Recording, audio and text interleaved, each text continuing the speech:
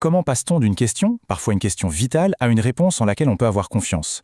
Aujourd'hui, on va suivre ensemble le parcours statistique, ce chemin qui transforme des données brutes en décisions éclairées. Et tout commence par une situation qui peut, littéralement, changer une vie. Imaginez la scène. Un enfant en pleine crise d'asthme. On a un nouveau traitement, la théophiline. On lui administre. Mais la vraie question, c'est comment être sûr, mais alors vraiment sûr que ça marche? Comment on peut le prouver? Et attention, ce n'est pas juste un exercice théorique. C'est précisément le genre de dilemme que la biostatistique aide à résoudre chaque jour. Elle nous donne les outils pour aller au-delà de l'intuition et trouver une réponse rigoureuse. Et c'est là que le bad blesse. Idéalement, on voudrait tester le médicament sur tous les enfants asthmatiques du monde. Mais c'est impossible, bien sûr. On ne peut en étudier qu'une toute petite fraction. Alors comment faire? C'est là que les stats deviennent nos meilleurs alliés. Bon, pour commencer à démêler tout ça, il faut avoir une idée très claire en tête. C'est la différence fondamentale entre la population, donc le groupe entier qui nous intéresse, et l'échantillon, le petit groupe qu'on peut réellement observer. Pour bien comprendre, imaginez un truc tout simple. Une énorme marmite de soupe. La marmite entière, c'est la population. Pour savoir si elle est bonne, pas besoin de tout boire. On prend juste une cuillère et ça, c'est notre échantillon. Évidemment, pour que ça marche, il faut que la cuillère soit bien représentative. On a bien mélangé avant. C'est pareil ici. Ce qu'on veut connaître, c'est le paramètre de toute la population, qu'on note avec la lettre grecque mu. Mais ce qu'on peut mesurer, nous, dans notre cuillère, c'est la statistique, notée X bar. Ok, donc on a notre échantillon, disons nos quelques dizaines de patients. Qu'est-ce qu'on fait avec? Eh bien, on mesure des choses sur chacun d'entre eux. L'âge, le sexe, la tension, la dose. Chacune de ces informations, c'est ce qu'on appelle une variable. Ce sont nos indices, les pièces du puzzle. Et là, il faut savoir qu'il y a deux grands types de données, deux grandes familles si on veut. D'un côté, le qualitatif, ce sont des catégories, des étiquettes, comme le sexe ou un diagnostic. De l'autre, le quantitatif. Là, ce sont des chiffres, des mesures, comme l'âge ou une dose de médicament. Et faire cette distinction, c'est la base, parce qu'on ne va pas du tout les analyser de la même façon. Regardez, pour une variable qualitative, c'est limpide. La saison préférée, c'est une catégorie, pas un chiffre. Un bon vieux camembert ou un donut, comme ici, et on voit tout de suite comment les préférences se répartissent. C'est simple, direct, efficace. Là, on change de registre. Pour une variable qu'on peut chiffrer, comme l'âge, l'histogramme est l'outil parfait. Pourquoi? Parce qu'il nous donne bien plus qu'une simple proportion. Il nous montre la forme de la distribution des données. On voit tout de suite où les gens se concentrent. Bon, on a collecté nos données, on sait de quel type elles sont, et maintenant, qu'est-ce qu'on en fait de tout ça? Eh bien, la toute première étape, c'est de les faire parler, de les résumer pour qu'elles nous racontent une histoire. C'est ça, les statistiques descriptives. L'idée, c'est vraiment de déblayer. On part d'un tas de chiffres qui peut paraître chaotique et on cherche à en extraire l'essentiel, à voir les grandes lignes, les tendances. On transforme le bruit en information. Pour trouver le cœur de nos données, on a trois outils principaux. La moyenne, tout le monde connaît. Mais elle a un énorme défaut, elle est super sensible aux valeurs extrêmes. Imaginez, vous êtes dans une pièce, on calcule le salaire moyen. Et paf, un milliardaire entre. Le salaire moyen vient d'exploser. Pourtant, le vôtre n'a pas bougé. La médiane, elle, s'en fiche. Elle regarde juste la valeur du milieu.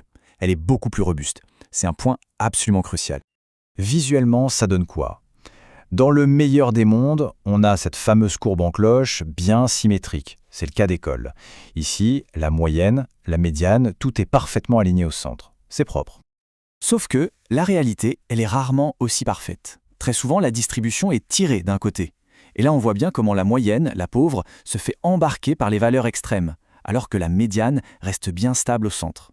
D'où l'importance de toujours regarder la forme. Et puis il y a ce cas de figure, toujours intéressant. Deux pics, une distribution bimodale. Qu'est-ce que ça veut dire? Eh bien souvent c'est le signe qu'on a en fait mélangé deux groupes très différents sans s'en rendre compte, chacun avec sa propre bosse. C'est pour ça que ces valeurs extrêmes, qu'on appelle aberrantes, il faut les prendre très au sérieux. Elles sont comme des petites lumières rouges qui clignotent sur notre tableau de bord.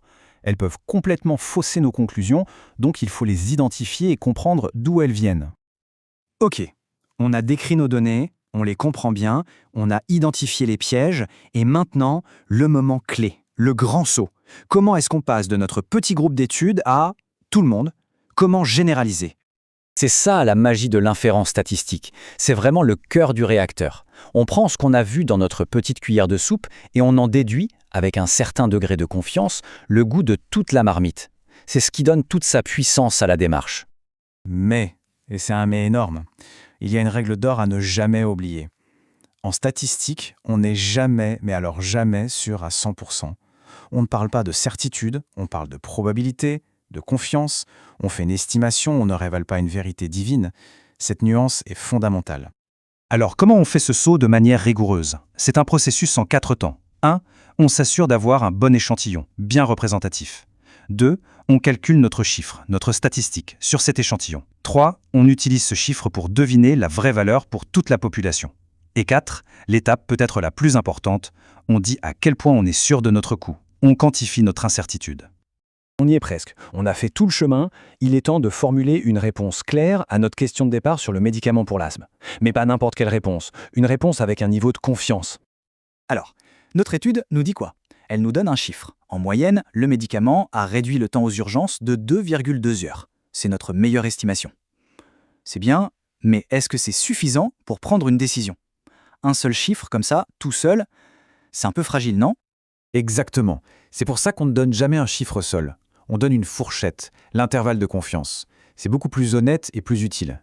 C'est comme quand on attend une livraison. Si on nous dit « ça arrive mardi à 14h02 pile », on est sceptique. Si on nous dit « ça arrivera entre mardi et jeudi », c'est plus crédible et on peut mieux s'organiser. C'est le même principe. Et voilà la réponse finale, complète et rigoureuse. On ne dit pas le gain est de 2,2 heures, on dit on est confiant à 95% que le vrai gain de temps pour toute la population se situe quelque part entre 1,5 et 2,9 heures. Et là, tout de suite, on a une information beaucoup plus riche, beaucoup plus solide pour décider si oui ou non ce médicament est vraiment efficace. Ce cheminement, cette méthode, pour passer d'une question à une réponse fiable, c'est un outil incroyablement puissant. On l'a vu pour la médecine, mais pensez-y, en économie, en marketing, dans les sondages d'opinion, en sciences sociales, partout où on doit prendre des décisions importantes dans un monde incertain. Ce parcours statistique est absolument essentiel.